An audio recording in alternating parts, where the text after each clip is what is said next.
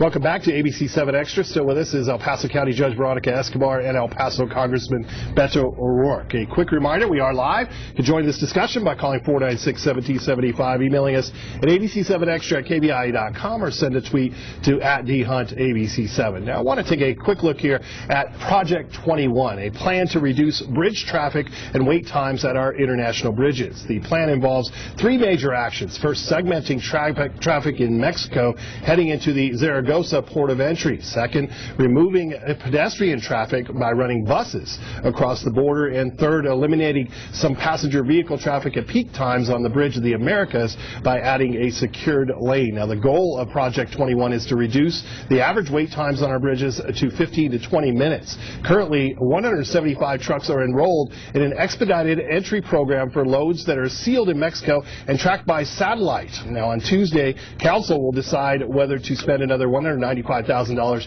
to extend that pilot program 90 more days and significantly increase the number of trucks enrolled. In the next 3 months, our goal is to be at about 600.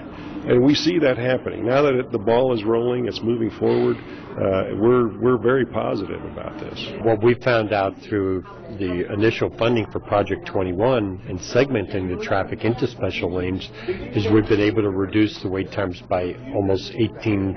And that's pretty significant.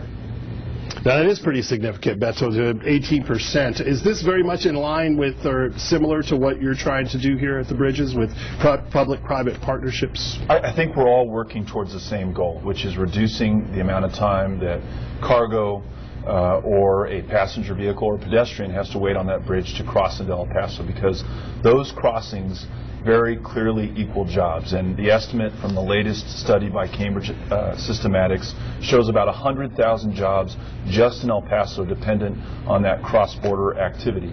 I'd like to focus first and foremost on getting additional staffing at those ports. You know, when you're crossing at peak times and of 11 lanes you only see 5 or 6 staffed, you know you have a personnel problem. And so staffing the necessary personnel, including funds for overtime when necessary, that's the low-hanging fruit that I think that we can go after. But my hat's off to the mayor, to the city council, to the private sector for leading on this. In fact, the public-private partnership bill that passed Congress this last week would not have passed but for the efforts of the mayor and council in 2011 when they passed a resolution committing $2.1 million a year to fund CBP officers if we could pass legislation like the one that passed last week. So the mayor's doing a great job. Private sector folks like Toby Spoon, Hector Holguin, Alan Russell, many others who have a vested interest in this are all trying to lead, and my hat's off to them. So yes, together we can make something happen. I think first and foremost, let's get those bridges staffed. All right, here's an interesting tweet from Jonathan. He says he's a DHS employee, and he says he can tell us firsthand the wait times that travelers experience can be greatly reduced if the travelers had proper entry documents, meaning passports, visas, etc., opposed to just birth certificates or school IDs and etc. However, there is no incentive for travelers to purchase compliant documents because a birth certificate is sufficient enough. Is there anything that can be done in that category so that everybody has some kind of card that gets them across quicker? You know, Darren, absolutely, the traveler has an obligation and a responsibility to have the necessary documents to cross. But we as a country and we as a community, we need to do everything possible to facilitate that movement. It really benefits us. As the representative has mentioned innumerable times, the jobs that are created in our community, the economic impact in our community, it's tremendous. And so they are, those travelers, the people crossing back and forth, they are our customers. They are the people coming here to shop and spend money. And so it really, the incentive should be that we are making that crossing as easy as possible for them. A couple of weeks ago, I took a tour of several maquilas, and I can tell you that they are all expanding.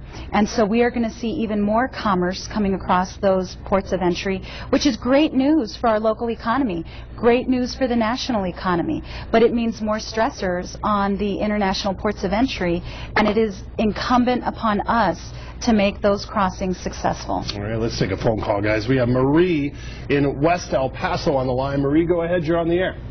Yes, my question is, we're talking about immigration reform, and yet we have a lot of these Mexican immigrants coming into the U.S. having children to base themselves with a child who has a Social Security registered through the U.S. Department of Social Security Administration because they bear a child here in the U.S. And those parents are counting on their children turning 18 and being able to legalize themselves, but meanwhile they're illegally. And most of these people who live here illegally have, unfortunately, criminal records like DWIs, warrants for their arrest, et cetera, et cetera.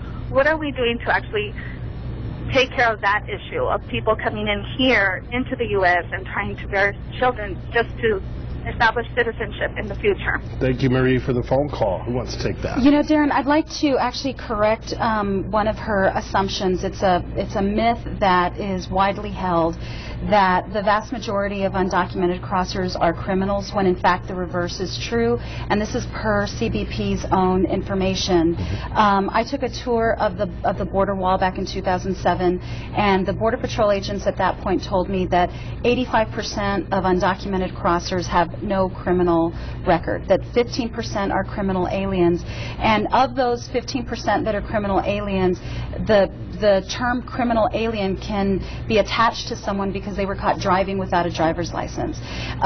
In the article that I referenced in my testimony, Chief Aguilar said that 90% were economic migrants who were just here to do no harm, no criminal record, no criminal history, simply here because of the push and pull of the economy.